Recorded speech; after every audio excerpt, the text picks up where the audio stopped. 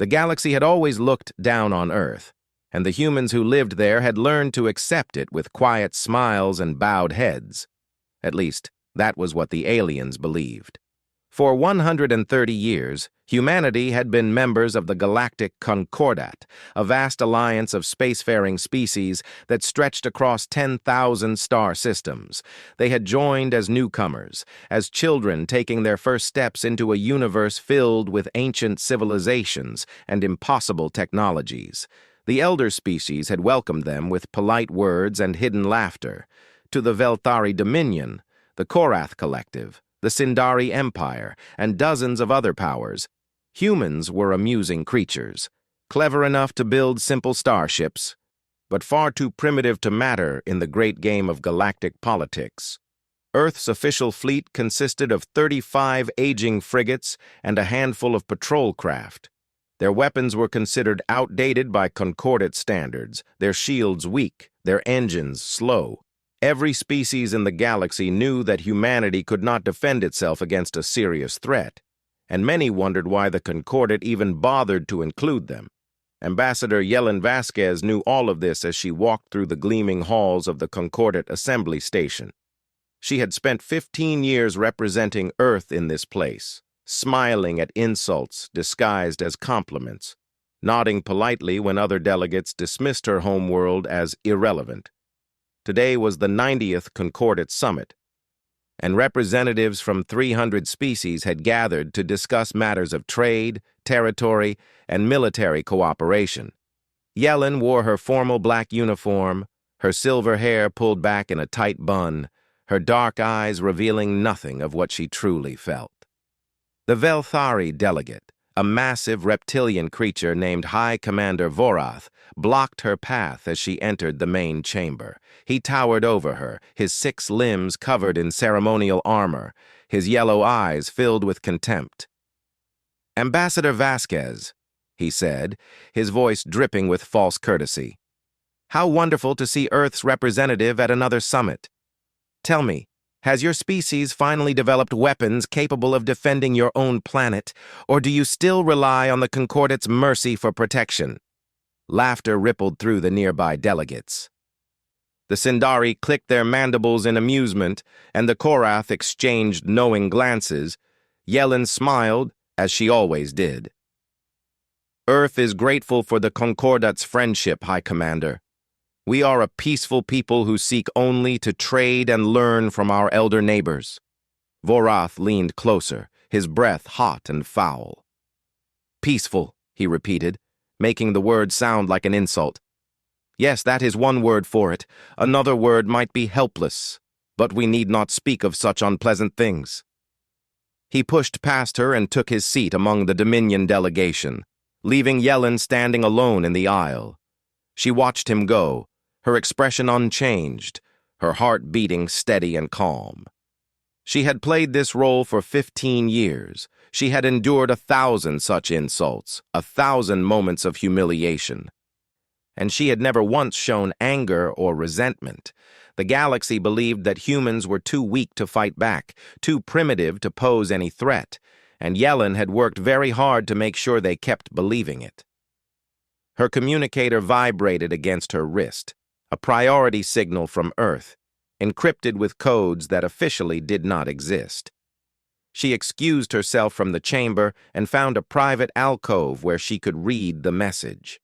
The words glowed on her screen, simple and direct. "The Dominion has marked Sol for conquest. Timeline 90 days. Protocol Long Watch is now active."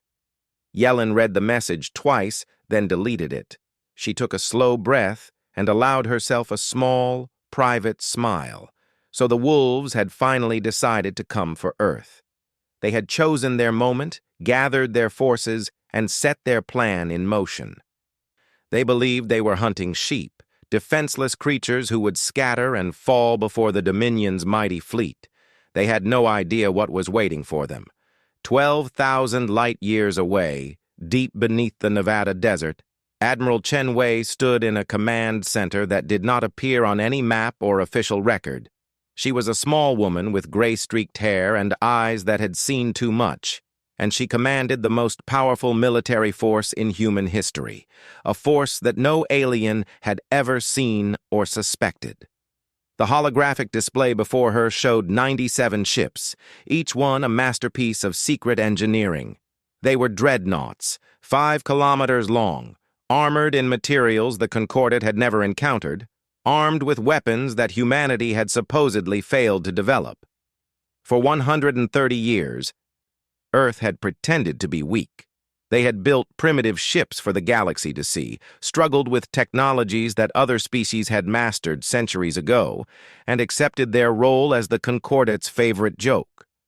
But in the shadows, in hidden shipyards beneath moons and inside hollowed asteroids, humanity had been building something else entirely. They had watched the Dominion conquer world after world, seen the Concordat do nothing to stop them, and they had understood a terrible truth about the universe. The galaxy did not reward kindness or wisdom. It rewarded strength, and only strength. Admiral Chen turned to her senior officers, men and women who had dedicated their lives to a secret they could never share with their families or friends. "The Dominion fleet will arrive in 90 days, she said. "They expect to find a defenseless world. Instead, they will find us." She touched a control, and the display changed to show Earth, beautiful, blue, and precious beyond measure. 8 billion people lived there, going about their daily lives, unaware of the storm that was coming. "We have prepared for this moment for over a century," Chen continued. "Our grandparents began this work, our parents continued it, and now we will finish it. When the Dominion comes, we will teach the galaxy a lesson it will never forget." She looked at each of her officers in turn, seeing the determination in their eyes. "Earth is not defenseless," she said quietly. "Earth has never been defenseless. Earth has simply been waiting. In the silent depths of space, hidden among the moons of Jupiter, 97 dreadnoughts waited in the darkness. Their crews ran final checks on weapons and shields. Their captains reviewed battle plans that had been refined over decades, and their engines hummed with power that could crack worlds. The galaxy believed humanity was weak. In 90 days, they would learn how wrong they had been. The Dominion fleet emerged from hyperspace like a dark cloud spreading across the stars. 400 warships, each one bristling with weapons, formed a wall of metal and fire at the edge of the Sol system. High Commander Vorath stood on the bridge of his flagship, the Eternal Conquest, and smiled as he watched his armada take position. This would be an easy victory. Earth's pathetic defense fleet was already scrambling to meet them. 35 ancient frigates against 400 modern warships. The battle would last minutes, and then the Dominion would claim another world for its ever-growing empire. Vorath opened a communication channel that would broadcast across the entire system. "People of Earth," he announced, his voice booming with confidence, "I am High Commander Vorath of the Velthari Dominion. Your world now belongs to us. Surrender immediately, and some of you may be allowed to live as servants. Resist, and we will burn your cities to ash." He closed the channel and turned to his tactical officer. "Destroy their fleet. Leave no survivors." The battle began with a flash of light as Dominion weapons tore through space. Earth's frigates fought bravely, their crews knowing they faced certain death, but courage could not overcome such terrible odds. One by one, the human ships exploded into clouds of debris and frozen bodies. Captain Sarah Morrison commanded the UES Defiant, the largest ship in Earth's visible fleet. She watched her squadron die around her, felt her own ship shudder as enemy fire punched through the hull, and she knew that her time had come. But she also knew something that Vorath did not. She knew about Longwatch, about the hidden fleet, about the trap that was about to spring shut. She smiled as her ship began to break apart, whispering words that no alien would ever hear. "Make them pay for this." The Defiant exploded, and the last of Earth's official fleet died with it. Vorath laughed as he watched the destruction. "Pathetic," he said to his officers. These humans are even weaker than we thought. Signal the fleet to advance. We will be in orbit around Earth within the hour." Across the galaxy, other species watched the battle unfold on their view screens. The concordant assembly fell silent as footage showed Earth's ships being annihilated. Some delegates felt pity for the doomed humans, while others simply shrugged and returned to their own concerns. Ambassador Vasquez watched from a bunker deep beneath Geneva, her face calm despite the horror unfolding above. Beside her stood a dozen other high-ranking officials, all of them waiting for the signal that would change everything. "The visible fleet is gone," reported a young officer, his voice tight with controlled emotion. "The Dominion is broadcasting executions of captured pilots." Yellen nodded slowly. "They want to break our spirit. They want us to beg for mercy." On the view screen, a Dominion soldier held a wounded human pilot by the throat, displaying him for the cameras before cutting his throat with a ceremonial blade. The message was clear. This was what happened to species who could not defend themselves. "How long until they reach Earth orbit?" Yellen asked. 47 minutes. She looked at the others in the bunker, seeing fear and grief and something else. A cold, hard anger that had been building for 130 years. "Then we have 47 minutes to let them think they have won." On Earth's surface, panic spread through the cities. Billions of people watched the skies, knowing that death was coming and that there was nowhere to run. Parents held their children and prayed to whatever gods they believed in. Soldiers stood at their posts, knowing their weapons were useless against orbital bombardment. The Dominion fleet moved closer, savoring their victory. Vorath ordered his ships to form a bombardment pattern, preparing to reduce Earth's major cities to rubble. He would make an example of this world, a warning to any other species that might think of resisting the Dominion's expansion. "Target the city called New York first," he commanded. "Then Beijing, then London. Let the survivors watch their civilization burn." But in Geneva, in Beijing, in Washington, in Moscow, in 100 hidden command centers scattered across the planet, men and women in black uniforms sat in perfect silence. They watched countdown timers on their screens, their fingers hovering over controls that would activate systems the Dominion could not imagine.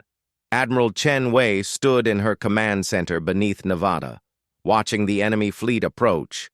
Her heart ached for the crews who had died in the visible fleet, brave men and women who had sacrificed themselves to maintain the illusion of weakness.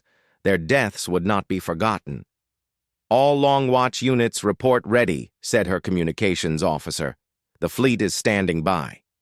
Chen nodded and opened a channel that connected every hidden ship, station, and command center in human space. For 130 years, this network had remained silent, waiting for this exact moment. "This is Long Watch Command," she said, her voice steady and clear. "All units, weapons free, let them see what we are." Across the solar system, in places the Dominion had never thought to look, hatches began to open. On Europa, massive doors slid apart to reveal caverns filled with warships. On Ganymede, mountains cracked and split as dreadnoughts rose from their hiding places. In the asteroid belt, rocks that had drifted silently for decades suddenly came alive with power and light. Vorath was reviewing bombardment targets when his tactical officer made a strange sound, something between a gasp and a whimper. "High Commander," the officer said, his voice shaking, "we are detecting massive energy signatures throughout the system." "What kind of signatures?" The tactical display changed, and Vorath felt his blood turn cold. Dozens of contacts were appearing everywhere, behind them, beside them, all around them, and each contact was enormous, far larger than any ship the Dominion possessed. "That is impossible," he whispered. "The humans have no fleet. Our intelligence confirmed—" His words died in his throat as the first dreadnought emerged from the shadows of Europa. It was 5 kilometers of black metal and glowing weapons, a monster of war that dwarfed even his flagship. And it was not alone. More ships appeared, 10, 20, 50, nearly 100, rising from moons and asteroids and hidden stations like ancient gods awakening from a long sleep. Vorath stared at the display, unable to comprehend what he was seeing. "Where?" he stammered. "Where did they come from?" On Earth, in her bunker beneath Geneva, Ambassador Vasquez watched the same display and finally allowed herself to smile. "They came from 100 years of patience," she said quietly. "They came from 100 years of playing the fool, and now, High Commander, they have come for you." The silence of humanity's hidden fleet was about to break, and when it did, the galaxy would never be the same. The moons of Jupiter had kept humanity's secret for over a century. Now, as the Dominion fleet hung frozen in shock, those moons revealed what they had been hiding all along. From Europa came the UES Silent Fury, the first and largest of the human dreadnoughts. She was a mountain of black steel and deadly purpose, her hull covered in weapons that glowed with terrible energy. Behind her came the UES Prometheus, the UES Vengeance, and the UES Iron Will, 4 ships that together carried more firepower than the entire Concordat Navy. Ganymede opened next, releasing a wave of dreadnoughts that spread across space like the fingers of an angry god. The UES Defiance, named for the ship that had died to protect Earth's secret, led the formation. Her captain, James Morrison, was the brother of the woman who had commanded the original Defiant, and his eyes burned with cold fury as he watched the enemy fleet. From Callisto, from Io, from a dozen hollowed asteroids scattered throughout the system, more ships emerged. The Long Watch fleet assembled in perfect formation, 97 dreadnoughts forming a wall of metal and fire that blocked any path of retreat. High Commander Vorath stood paralyzed on his bridge, his mind unable to process what his eyes were showing him. "Scan those ships," he ordered, his voice barely above a whisper. "Tell me what we are facing." His science officer worked frantically at her console, her claws trembling as data scrolled across her screen. "The ships are approximately 5 kilometers in length," she reported. "Their armor composition is unknown. Our sensors cannot penetrate it. Their weapons systems are—" She paused, her yellow eyes widening with fear. "They appear to be directed singularity cannons, High Commander. Each ship carries at least 20 of them." Vorath knew what singularity cannons could do. A single shot could tear a cruiser in half. 20 such weapons on one ship was unthinkable, and the humans had 97 of these monsters. "How is this possible?" he demanded. "Our spies, our intelligence networks, they all confirmed that humans had no advanced weapons. They were supposed to be primitive." "They lied to us," whispered his first officer. "For over 100 years, they lied to the entire galaxy." On board the Silent Fury, Admiral Chen Wei watched the Dominion fleet with grim satisfaction. She felt no joy at what was about to happen, no pleasure in the deaths that would follow, but she felt the weight of justice, the righteous anger of a species that had been mocked and threatened and dismissed for far too long. "Open a channel to the enemy flagship," she ordered. Her communications officer nodded, and moments later, Chen's face appeared on every screen in the Dominion fleet. She spoke calmly, without hatred or rage, delivering her words like a judge pronouncing sentence. "High Commander Vorath, I am Admiral Chen Wei of the United Earth Navy. You came to our home to enslave our people and burn our cities. You murdered our pilots and broadcast their deaths for the galaxy to see. You believed we were weak, defenseless, unable to fight back."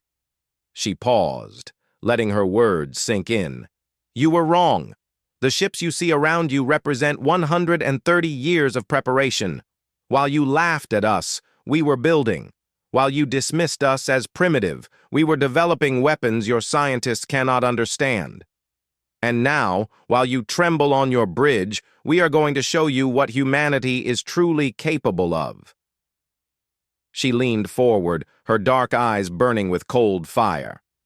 "You have two choices. You can surrender your fleet and face judgment for your crimes, or you can fight, and we will destroy every last one of you. Choose now." Vorath's pride would not allow him to surrender. He was High Commander of the Dominion's greatest armada, conqueror of 100 worlds, and he would not kneel before a species of primitives. "All ships!" he roared. "Attack formation! Destroy these human dogs!"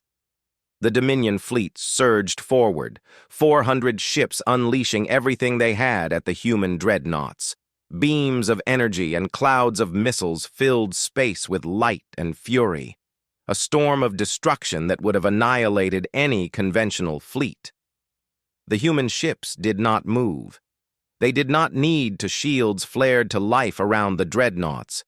Not the simple energy barriers the Concordat used, but something far more advanced. The Dominion weapons struck and simply vanished, absorbed or deflected by technology that made their attacks meaningless. "They're shields," stammered Vorath's tactical officer. "Our weapons are not penetrating. None of our weapons are penetrating." Admiral Chen watched the enemy fire wash harmlessly against her fleet, and then she gave the order that would change the galaxy forever. "All ships, return fire."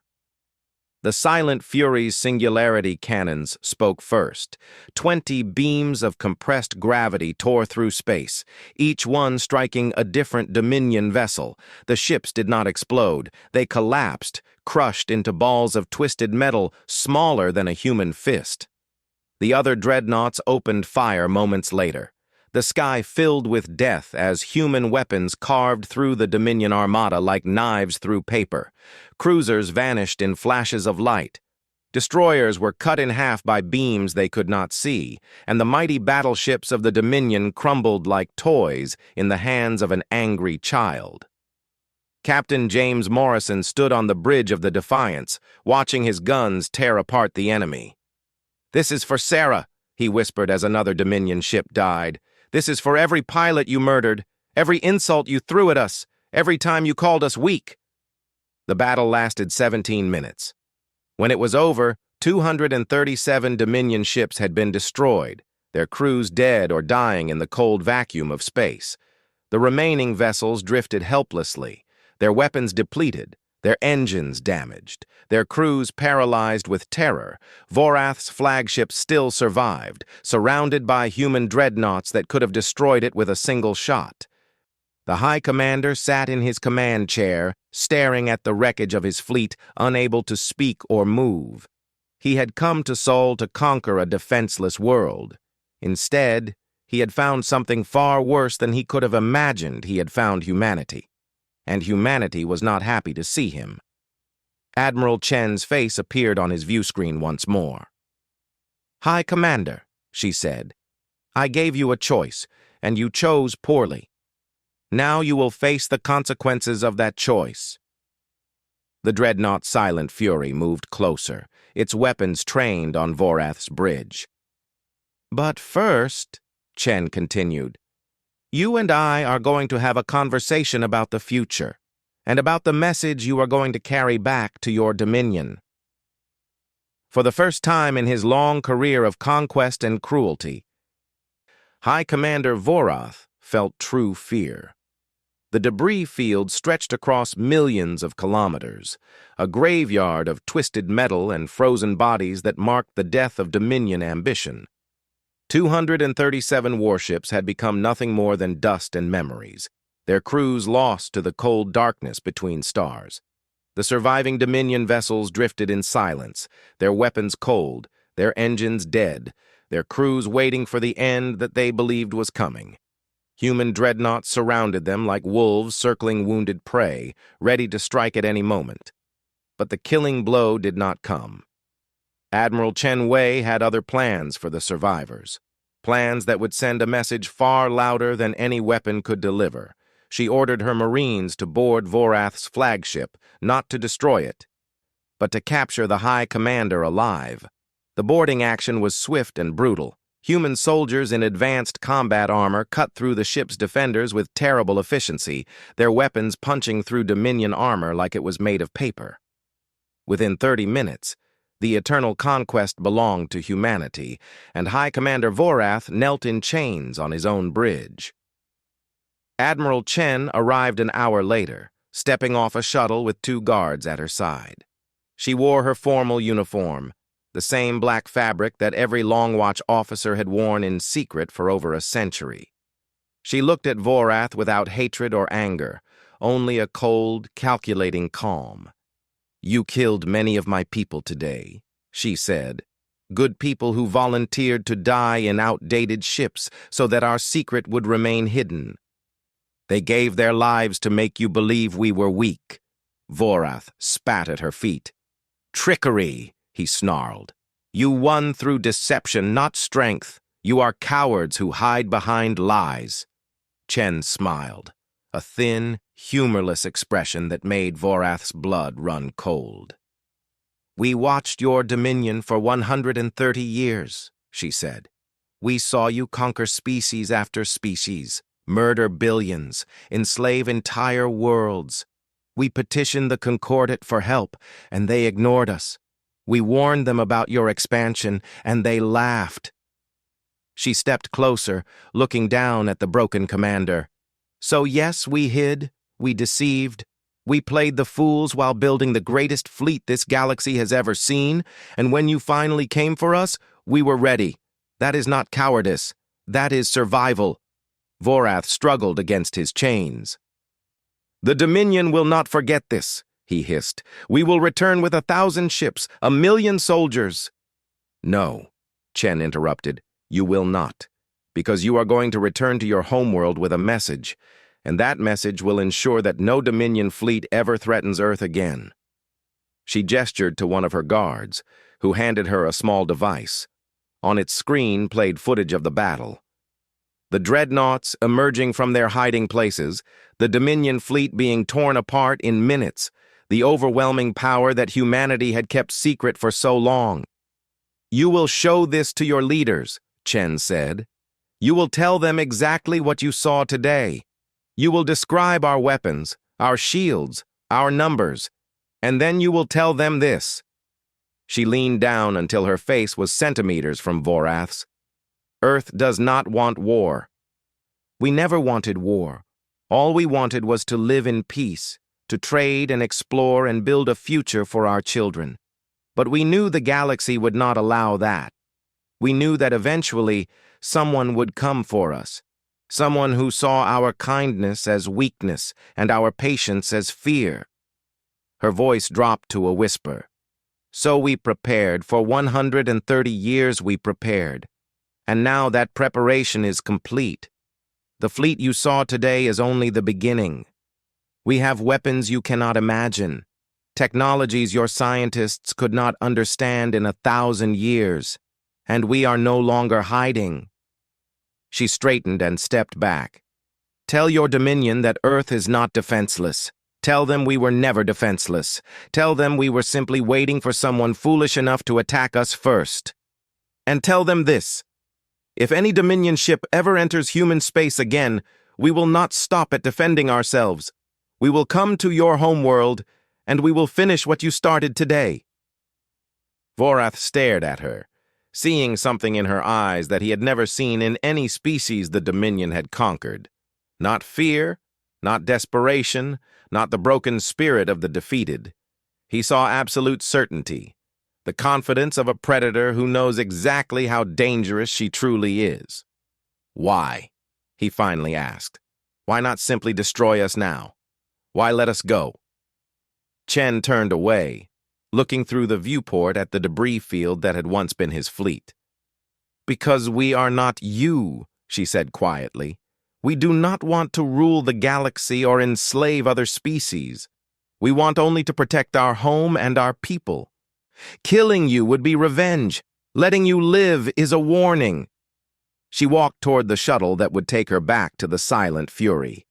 "Your surviving ships will be allowed to leave. Their weapons and engines will be repaired enough to make the journey home.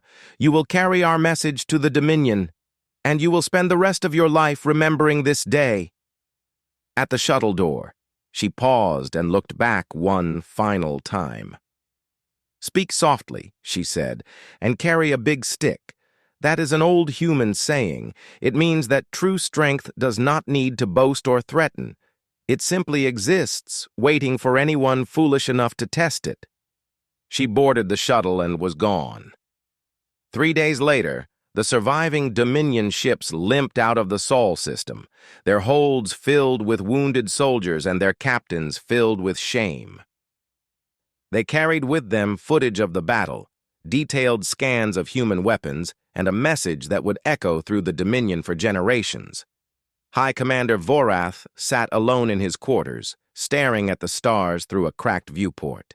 He had come to Sol as a conqueror, the greatest military leader his species had ever produced. He was leaving as a messenger, carrying news of the worst defeat in Dominion history behind him.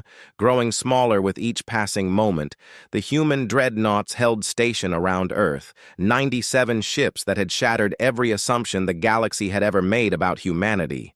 The wolves had come for the sheep, and they had found something far more dangerous waiting for them. Now they had to go home and tell everyone what they had learned. The news spread across the galaxy like fire through dry grass. Within days, every species in the Concordat had seen the footage. Dreadnoughts emerging from moons, Dominion ships collapsing under weapons that defied understanding, 400 warships reduced to debris in less than 20 minutes. The Galactic Concordat called an emergency session, the first in over 300 years. Representatives from every member species gathered in the Great Assembly Hall, their voices raised in anger and confusion and fear. At the center of the storm, standing alone on the speaker's platform, Ambassador Yelen Vasquez waited for silence. The Sindari delegate spoke first, his mandibles clicking with barely controlled rage. "Earth has violated every treaty we have signed. They developed forbidden weapons, built warships in secret, deceived the entire Concordat for over a century. They must be punished." Murmurs of agreement rippled through the assembly. The Korath delegate rose to add his voice. "We demand that Earth dismantle its fleet and submit to Concordat oversight. Their military must be reduced to acceptable levels, their weapons technologies shared with all member species." "Shared?" interrupted Ambassador Vasquez, her voice cutting through the noise. "You want us to share our weapons?" She stepped forward, her eyes scanning the hundreds of delegates who filled the chamber. "Tell me, honored representative, where was the Concordat when the Dominion conquered the Veltar colonies? Where were you when they enslaved the people of Corinth Prime? Where were you when they announced their intention to invade Earth?" The Korath delegate shifted uncomfortably. "Those were internal Dominion matters. The Concordat does not interfere." "The Concordat does nothing," Vasquez interrupted. "That is what we learned in our first decade of membership. The Concordat watches as strong species devour weak ones, writes strongly worded letters of concern while entire civilizations are erased, and congratulates itself on maintaining peace while billions suffer under alien tyranny." She walked across the platform, her footsteps echoing in the sudden silence. "We came to you 130 years ago as hopeful newcomers. We believed in the ideals the Concordat claimed to represent: cooperation, mutual defense, the protection of all sentient life. We asked for help when the Dominion threatened our borders, and you told us to accept our fate with dignity." She stopped and turned to face the assembly directly.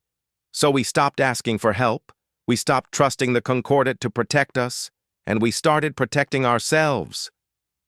The Velthari delegation sat in stunned silence, their species forever shamed by the defeat at Sol. The elder races who had once looked down on humanity now avoided Vasquez's gaze, afraid to meet the eyes of the species they had dismissed as irrelevant. "You want to punish us for surviving," Vasquez continued. "You want to take away the weapons that saved 8 billion lives. You want us to become defenseless again, trusting in Concordat protection that we know will never come." She shook her head slowly. That will not happen. Earth's fleet will remain intact. Our weapons will remain our own, and any species that threatens our people will face the same fate as the Dominion Armada. The Sindari delegate rose again, his voice shrill with frustration. You cannot simply ignore concordat law. There are procedures, treaties. Treaties that you ignored when it suited you, Vasquez replied. Laws that protected the strong and abandoned the weak. We played by your rules for 130 years, and we learned that your rules were designed to keep species like us in our place. She gestured toward the massive viewport that dominated one wall of the chamber. Through it, visible against the stars, hung a single human dreadnought, the UES Prometheus, stationed outside the Concordat's capital as a silent reminder of humanity's new power. Earth seeks no empire, Vasquez said, her voice softening. We do not want to conquer or dominate. We want only to live in peace, to raise our children without fear, to explore the universe and learn its wonders, but we will never again be prey. She looked around the chamber one final time. Any species that respects our sovereignty will find us to be loyal friends and generous trading partners. Any species that threatens our people will find 97 dreadnoughts waiting for them.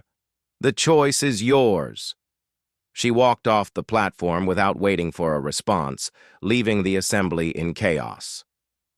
In the months that followed, the galaxy reshaped itself around the new reality of human power. The Dominion withdrew from its conquered territories, releasing species it had enslaved for generations. They had seen what human weapons could do, and they had no desire to see it again. Minor species, long oppressed by the elder races, began seeking Earth's protection. Ambassadors arrived from dozens of worlds, offering trade agreements and mutual defense treaties. Humanity, once dismissed as primitive and weak, became the center of a new alliance that grew stronger with each passing day. The Concordat itself began to change. The elder races, humbled by their failure to predict human strength, started treating smaller species with greater respect. New laws were passed to protect vulnerable worlds, and the old culture of predation and conquest slowly gave way to something better.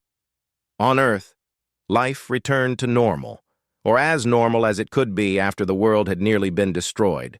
The dreadnoughts returned to their hidden berths beneath moons and asteroids, their crews rotating back to civilian life until they were needed again. Admiral Chen Wei retired to a small house in the mountains, content to spend her remaining years in peace. But the fleet remained ready. The shipyards continued their work, building new vessels to replace those lost and adding to humanity's strength. The galaxy had learned a hard lesson about underestimating Earth, and humanity intended to make sure that lesson was never forgotten. Ambassador Vasquez returned to Earth a hero, though she would never see herself that way. She had simply done her job, protecting her people, speaking for her world, carrying the message that humanity had crafted over 130 years of patient preparation. On the anniversary of the Battle of Sol, a monument was unveiled in Geneva. It listed the names of every pilot who had died in the decoy fleet, the brave men and women who had sacrificed their lives to maintain humanity's secret.